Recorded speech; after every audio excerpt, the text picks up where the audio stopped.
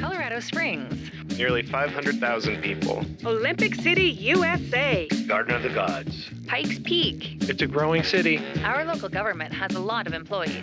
What exactly do they do? How does it impact my life? This is where you find out. Behind the Springs, an inside look at your local government.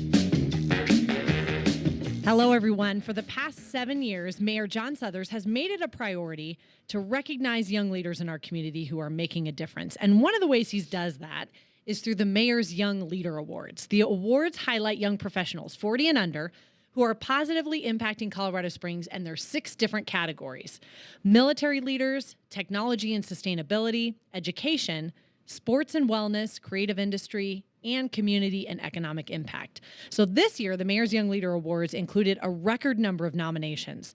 30 finalists are selected from that group of nominations, and only 6 winners are chosen, 1 from each category. And I'm lucky enough to have 2 of the winners with me today on Behind the Springs. So thank you both for joining us. Let me introduce Dr. Carol Fry, who is principal of Monroe Elementary in Colorado Springs School District 11 and winner of the education category. So we want to give you a little round of applause. Yay!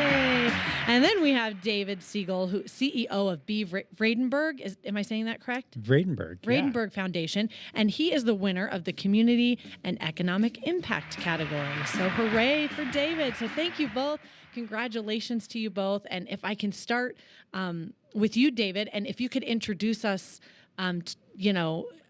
to what you do and who you are a little bit so people can get to know you. You bet. Thanks, Jen, and congratulations on getting Radenberg correct. That never happened. So, yeah, I'm the CEO of the Radenberg Foundation, and I grew up in Colorado Springs.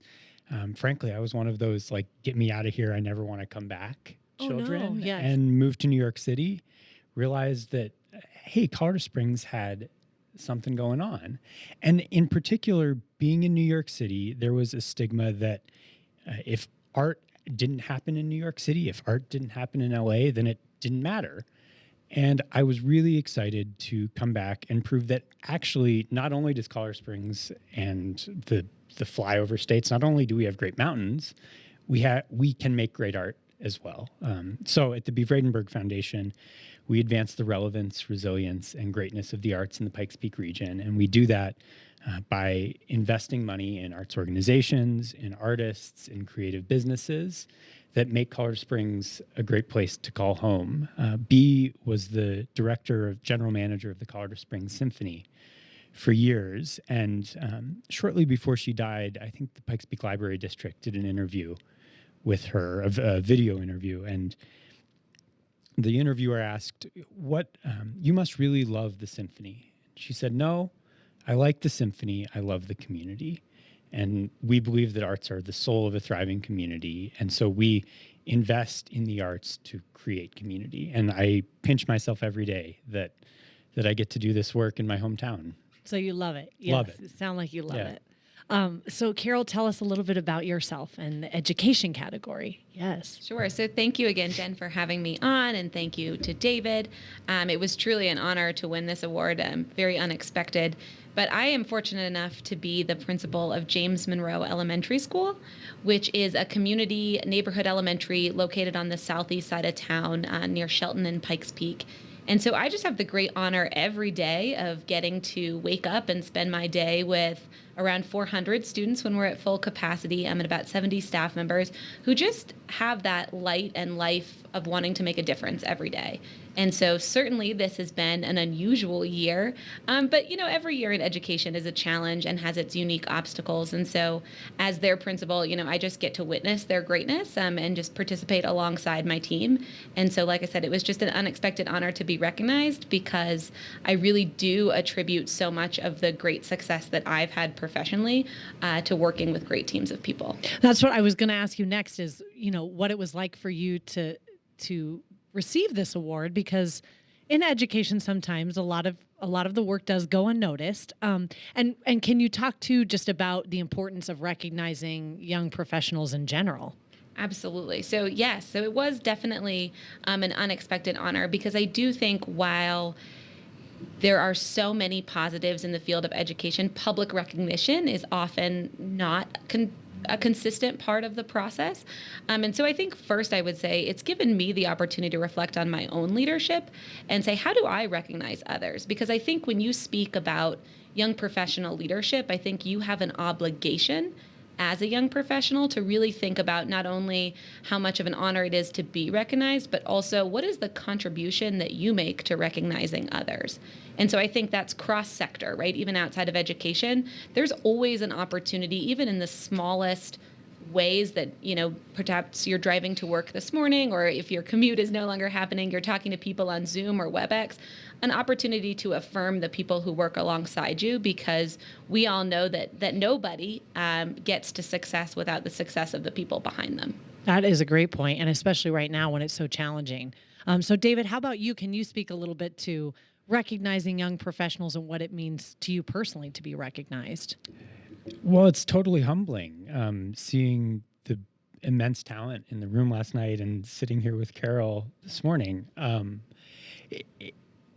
Candidly, I'm somewhat conflicted about it. I think we don't give awards to old professionals, right? And so calling out young professionals, it's the right thing to do, and I so appreciate the mayor doing it. But it also highlights that we don't necessarily consider young professionals in the same light, and that there's still work to do there.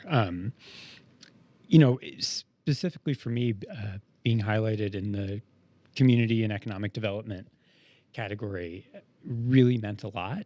And our first goal at the Radenberg Foundation is to advocate for the arts and arts education as a vital part of the region's economy and quality of life. And it drives home the point, and I applaud the mayor and the team behind this award for recognizing that yes, I work in the creative industries, yes, I work in the arts, but the economic impact of that work is just as valuable as the societal sort of soft impact. Mm-hmm. Which some people mostly emphasize and forget about all the dollars flowing in because of arts and culture. That's for sure. So let's talk a little bit about the times we're in. Both of you alluded to it. And I personally think our community's done a great job of pulling together. We're definitely in the midst of all this, and it's very challenging.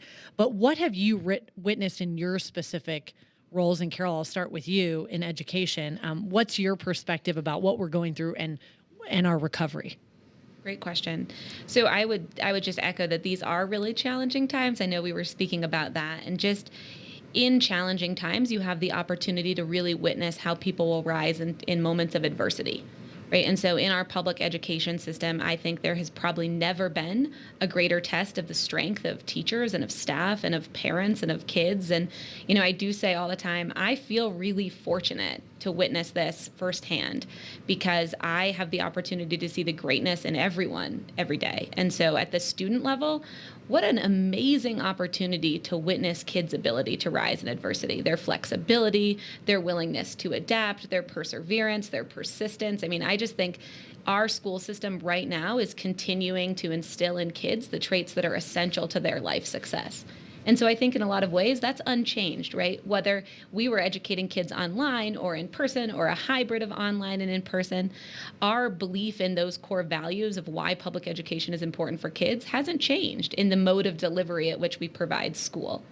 I think when I think about the role of parents, what an incredible time to be a parent. As a parent myself, I think I'm having a better understanding of what's happening in schools across, our city, because as a parent, you're experiencing it. You're in the curriculum with your child. You're understanding what a Tuesday looks like during a spelling test, right?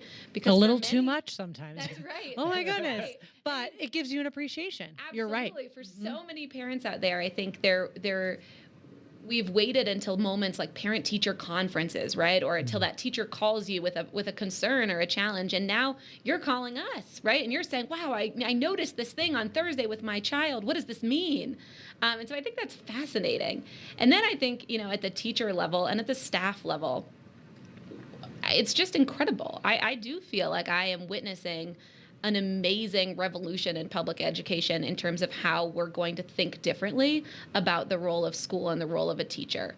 And so, I'd be remiss if I didn't say the days were hard, but the months have been incredible. And to witness the greatness in our team has just been a real joy in my life. And so I do think Colorado Springs is recovering. I think we are on the road to brighter days. But I also think, we continue to fight the fight every day in our schools to keep kids and staff and families safe. And so on a personal level, I encourage people to do whatever they can to keep their family safe, because we know that that's kind of the front lines of the work that has to be done still. Great point. And how about you, David? Talk to us a little bit about how these times have impacted the arts. I mean, we've heard devastating things on that front, but also, like she said, silver linings can be found. Yeah, silver linings, certainly. And candidly, my day-to-day existence has nothing on what you're doing in public education. I totally applaud how flexible you have been, and continuing to make it a worthwhile and necessary experience within the arts. Early on, we saw the greatest need among individual artists and stood up an artist recovery fund specifically to provide emergency support to individual artists. These are folks that make their full-time living piecing together bits and pieces of work, and very highly trained folks. I mean, people with master's degrees that had robust incomes suddenly disappear, and that weren't necessarily eligible for unemployment early on. As the crisis has progressed, we're seeing a greater need to support venues. And I think this is true in Colorado Springs. It's true across the country. If we can't support our venues right now, the recovery won't happen. We need venues. Venues will seed the recovery. And so it's supporting small venues like Stargazers, like the Black Sheep, like Lulu's is very much top of mind for me. Frankly, other communities around the country, when the crisis started, invested heavily in arts and culture. And I look at communities, Portland, Chattanooga, Des Moines, all made big municipal investments to support the arts sector early on, and that's not a political reality in Colorado Springs. And so I think our recovery will be somewhat slower. At the same time, it's a great place to live, and artists want to be here. You want to look around outside, and frankly, our history as an arts community. I mean, Julie Penrose and Elizabeth Sage Hare founding the Fine Arts Center, founding Fountain Valley School, they knew that the arts were going to bring people to our community. And while we have drifted away, that DNA is still with us. And I think it's something that's very important to our citizens. So we'll come back, but challenging times for sure. Yes, it definitely is. And it goes back to that economic impact piece that we talked about earlier, and how you're such a big piece of that puzzle. Exactly. Yeah, for sure.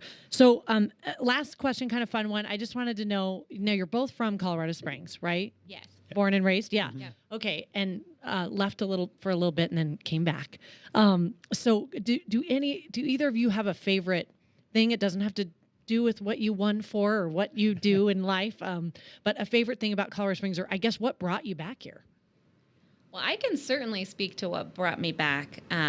So as David said earlier, I also left Colorado Springs right out of high school graduation and had the opportunity to live and work in several different countries and several different states. And it really wasn't until my husband and I were talking about having kids that Colorado Springs came back to the top of the list. And I just think this town has so much to offer in terms of a quality of life and the type of community where I wanted to start our young family. And so I think what I would share as a favorite thing for our family is just, my husband, we have 2 young kids, a 10-month-old baby and a 3-year-old little girl. Mm. And our favorite thing to do is wake up when the weather's a little nicer than it is today, and head outside. And I just think there are so many opportunities in Colorado Springs right out our front door. We live downtown near Monument Valley Park.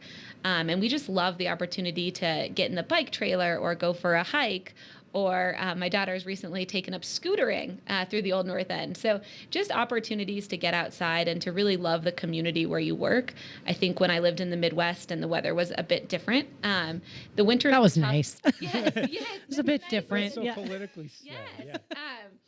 But I wanted to have that opportunity for our family and for my daughter and my son to love being outside as much as I feel like my parents instilled that in me. And so it's a great community to have a young family. Yeah, and what a lifelong gift to Yes, love being in the absolutely. outdoors. Yeah. It's something you can take with you anywhere, Anywhere. Right. Absolutely. except maybe New York City. David. You know, and it's always something to bring your Just kids gotta- back to you in, Absolutely. in Colorado. Absolutely. I went to graduate school in New York City and had the same Oh. feeling that I loved the excitement and the adventure. And then after a couple weeks, I was like, but where are the trees? Like, Yeah. where do you find like some fresh air? The open So- space. It yeah. occurred to me like one day, I haven't seen the stars in 3 months. What am I doing? Yeah. And just a different experience, especially like I said, when you have kids and you think about, you get one shot to Yeah. create the life for them that you want.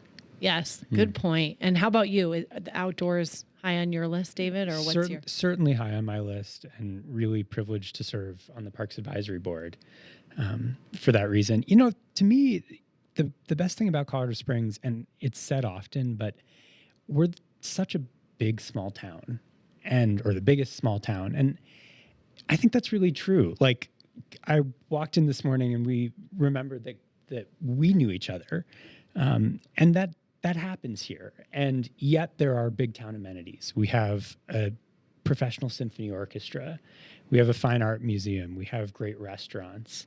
And on the flip side, you know, we can interact with the mayor, and the mayor will take our calls. And I don't take that for granted.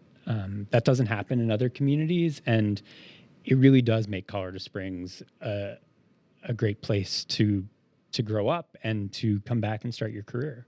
Yes, thank you. You're like a spokesperson for us. These people were not paid for this podcast. No, I'm teasing. Thank you both so much. I really want to say congratulations to both of you. What a great honor. And I'm so glad you were recognized and get this kind of moment in the spotlight, because you both deserve it. And all the winners of the Mayor's Young Leader Awards and the nominees for that matter, the finalists, are just exceptional. So if you have a moment, coloradosprings.gov/MYLA for Mayor's Young Leader Awards. That's where you can go for more information about all our finalists and just the program in general, because if you're listening and thinking, oh, you know who that gal reminds me of, this wonderful young professional that I know, we would love the nominations for next year. And those typically open at the beginning of August. So we encourage you to please go check out our website and find out more about it. You can follow Mayor of COS or City of COS or both on social media of your choice, and we encourage you to do that. So thank you again both for being here. I really enjoyed our time, and congratulations to both of you. Thank you. And congratulations, David, and to all the finalists and the winners from Thursday night. It really was a tremendous honor to be recognized among such a strong, talented group of individuals. Well, likewise, congratulations, Carol and Jen. Thanks for having us. And thanks to the mayor for recognizing young professionals in this Absolutely. way. Gives you, if you need a little hope, a little sunshine, this is a great awards program to familiarize yourself with, because it just is proof that our future is so bright. So thanks for listening to Behind the Springs, and we will see you next time. We hope you'll tune in for the next episode. Have a great day.